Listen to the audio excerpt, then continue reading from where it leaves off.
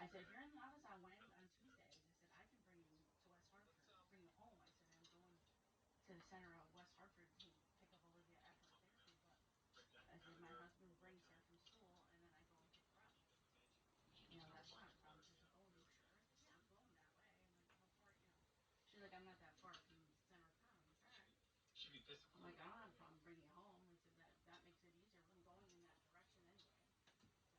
So she's like, oh, that'd be awesome. I said, yeah, I'll bring you home. That's fine. I don't have an issue with it. She's like, oh, I can even have my husband, you can meet at the plaza across the street from where Olivia's therapy is. And she's like, I can have my husband or my son pick me up. I said, or I can just bring you right home.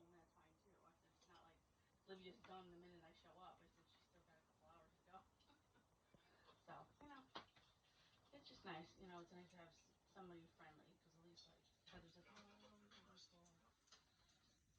Mm, yeah, well, that's what her and I know, and that's kind of how we bonded over this. Is just that she started the job like working from home right from the get go, so it wasn't like she had like office setting. We're all in the office and then went home. She started that way. It's just so weird. She's like to finally meet people face to face is kind of nice. We've done the camera thing once or twice, but to actually like be in the same room, it's kind of nice to see each other and